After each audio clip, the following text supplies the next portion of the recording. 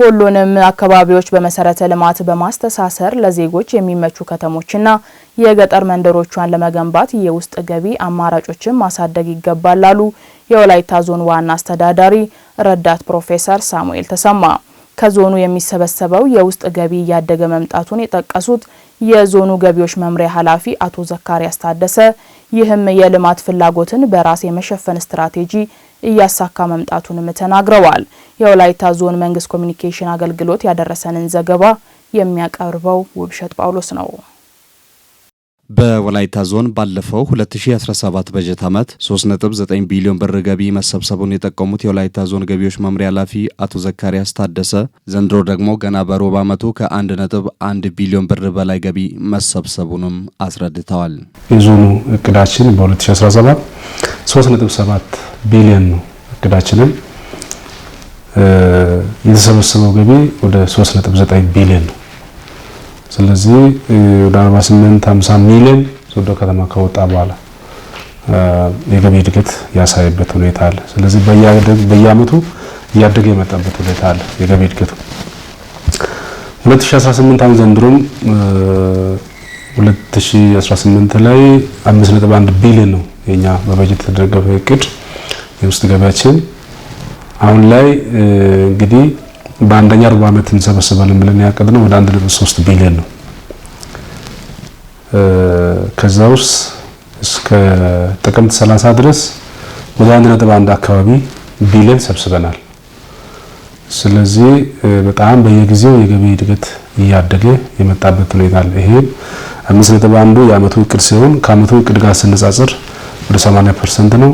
ከሩብ ዓመት ጋር እንግዲህ 25% ነው ማሳካት ያነበረብን፣ ወደ 20% ነው ያሳካነው። የዜጎችን የልማት ጥያቄዎችን ለመመለስ የፌዴራል በጀት ብቻ ከማማተር ይልቅ የውስጥ ገቢ አቅም ማሳደግ ይጠበቅብናል ያሉት የወላይታ ዞን ዋና አስተዳዳሪ ረዳት ፕሮፌሰር ሳሙኤል ተሰማ በዚህም በአጭር ጊዜ ውስጥ የተለያዩ የልማት ስራዎችን ማሳካታቸውንም አክለዋል። በከተሞች ያለውን የገቢ አቅም አሟጠን በመጠቀም በርካታ የኮሪደር ልማት ስራዎችን፣ የመንገድ ከፈታ ስራዎችን፣ የኮብልስቶን ስራዎችን፣ የዲች ስራዎችን በተለይም በቦዲቲ ከተማ አስተዳደር በቅርቡ ያስመረቅነው የልማት የኮሪደር ልማት የማዘመን ከተማ የማዘመን ስራዎች በሙሉ በገቢ አቅም በራስ አቅም የተሰሩ ናቸው። በአረካ ከተማም ተመሳሳይ አረካ ላይ የተሻለ ኮሪደር ልማት የተሰራው መንገድ ከፈታዎች በርካታ የጠጠር መንገድ በርካታ የከፈታ መንገዶችን በፊት ያልታሰቡትን በሙሉ በህዝብ ንቅናቄ በገቢ በራስ ገቢ እየሰራ ነው ልማት አለ። ለነዋሪዎች የሚመቹ ከተሞችን ለመፍጠርና የገጠር መንደሮችንም በመሰረተ ልማት ለማስተሳሰር ብሎም አገልግሎት ሰጪ ተቋማትንም ዲጂታላይዝ ለማድረግ የውስጥ ገቢ አቅም ማሳደግ ይኖርብናል ብለዋል ዋና አስተዳዳሪው። እንደዚሁም የማዘመን በተለይ ማዘጋጃ ቤት አገልግሎትን የማዘመን ለዛ የሚሆኑ ኮምፒውተሮች፣ የባለሙያ ስልጠና፣ ሌሎች በርካታ ከዛ ጋር አብሮ ተያይዞ ያሉ ፓኬጆችን በሙሉ ገዝተን የተጠቀምነው በራስ አቅም ነው። 2017 ላይ በዞን ደረጃ ከፍተኛ የሆነ የመኪና ችግር ነበር። ስለዚህ ወደ 56 ሚሊዮን ብር አውጥተን መኪና ግዢ ፈጽመናል።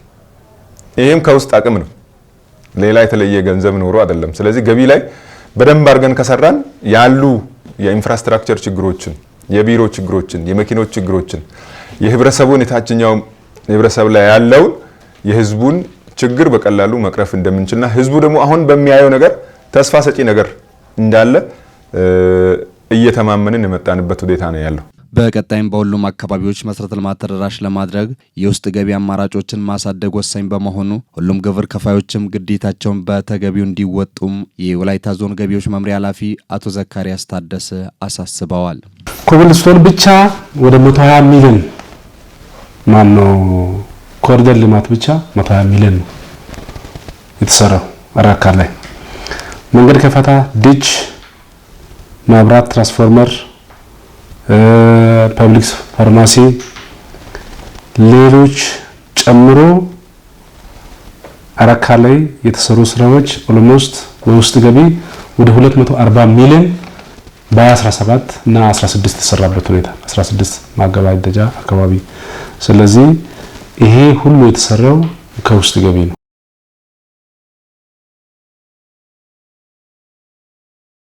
የኢትዮጵያ ምርት ገበያ ዓለም አቀፍ የግብይት ተወዳዳሪነትን በማስፋት የአርሶ አደሩን ተጠቃሚነት ማረጋገጥ እንደሚጠበቅበት በሕዝብ ተወካዮች ምክር ቤት የመንግስት ወጪ አስተዳደርና ቁጥጥር ጉዳዮች ቋሚ ኮሚቴ አሳሰበም። ቋሚ ኮሚቴው ከ2014 እስከ 2016 ዓ.ም ድረስ ያለውን የኢትዮጵያ ምርት ገበያን የምርት ቅበላ ክምችትና የግብይት ስርዓት ላይ የተካሄደ የክዋኔ ኦዲት ሪፖርት ላይ ተወያይቷል። የኢዚያን ዘገባ መሰዊያ ህዝቅኤል ታቀርበዋለች። በክዋኔ ኦዲት እንደ ክፍተት ከታዩት መካከል የምርት አቀባበል ሂደት ዘመናዊ የግብይት አሰራር መፍጠር ላይ የተነሱ ጉድለቶች ተጠቃሾች ናቸው። የቋሚ ኮሚቴው ምክትል ሰብሳቢ አራሬ ሞሲሴ በዚህ ወቅት እንዳሉት ምርት ገበያው በክዋኔ ኦዲት ግኝት የተቀመጡ ክፍተቶችን በማስተካከል የተሰጠውን ኃላፊነት በሚገባ መወጣት ይኖርበታል። በተለይም በመጋዘን ኪራይና ግንባታ ላይ በቋሚ ኮሚቴው የተሰጠውን የክዋኔ ኦዲት አስተያየት በማስተካከል የአርሶ አደሩንና የሀገርን ዓለም አቀፍ ተጠቃሚነት ማሳደግ እንደሚገባ ገልጸዋል። የአርሶ አደሩን ተጠቃሚነት ለማሳደግ የተነደፈው የምርት ቅበላ ግብይትና ክምችት የድርጊት መርሃ ግብር ተፈጻሚነትን በልዩ ትኩረት መስራት እንደሚያስፈልግ አስገንዝበዋል። ከእናንተ የምትጠበቀው እንደ ተቋም ብቻ ሳይሆን እንደ ሀገር፣ እንደ ግለሰብ፣ እንደ ማህበረሰብ ተወዳዳሪ መሆንም ስላለባችሁ ነው። ከመጋዘኖች ጋር ተያይዞ የተነሱት ምናልባት የዘጋችሁትም አለ፣ በክራይ እንትን ያላችሁ ያልተጠገነም አለ፣ አዲስ የሰራችሁትም አለ።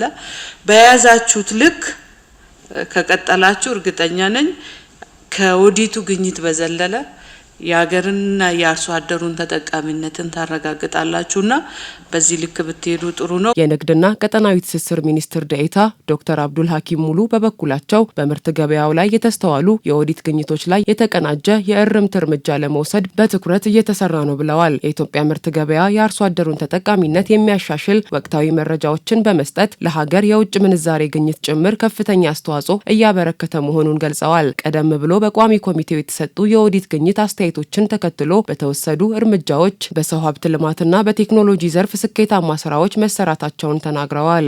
ኦዲት ግኝቱ አኳያ አጠቃላይ ሲታይ 19 ጠቅለል ያሉ የኦዲት ግኝቶች ሆነው ቀርበዋል። ከ19 የኦዲት ግኝቶች ውስጥ እነዚህ አክሽን ፕላን ተዘጋጅቶላቸው ወደ ስራ የተገቡ 35 አክሽን ፕላኖች ሌሎች ዝርዝር ጉዳዮችንም ያካተተ 35 እንዲወጣ ተደርጓል።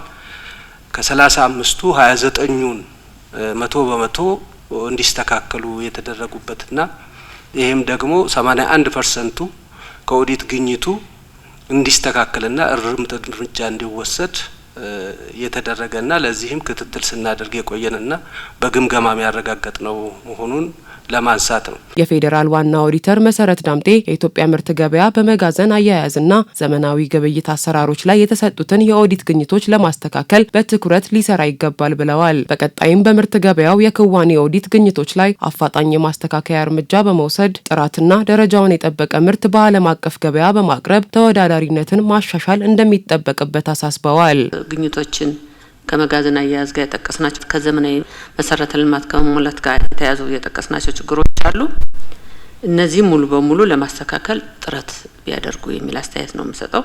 ይሄን ካደረጉ ጥራቱን የጠበቀ ምርት ለውጭ ገበያ ማምረት የሚቻልበት እድሉ ስለሚኖር ተወዳዳሪነታቸውንም ሊጨምር ስለሚችል የኢትዮጵያ ምርት ገበያ ዋና ስራ አስፈጻሚ መርጋ በይሳ በበኩላቸው ቋሚ ኮሚቴው በምርት ገበያው በሰጠው የክዋኔ ኦዲት ክፍተት አስተያየት ላይ የማስተካከያ እርምጃ እየተወሰደ ነው ብለዋል። በዚህም ነባርና አዳዲስ ምርቶችን ከምርት ገበያው ጋር በማሰናሰል አርሶ አደሮች በቀጥታ ተጠቃሚ የሚሆኑበትን የአሰራር ምህዳር የማስፋት ስራ ተጠናክሮ መቀጠሉን ገልጸዋል። በቀጣይም በዋና ኦዲተር የተመላከቱ የክዋኔ ኦዲት ግኝቶችን በማስተካከል ዓለም አቀፍ የምርት ገበያ ተወዳዳሪነትን ለማሻሻል በቁርጠኝነት እንደሚሰራ አረጋግጠዋል።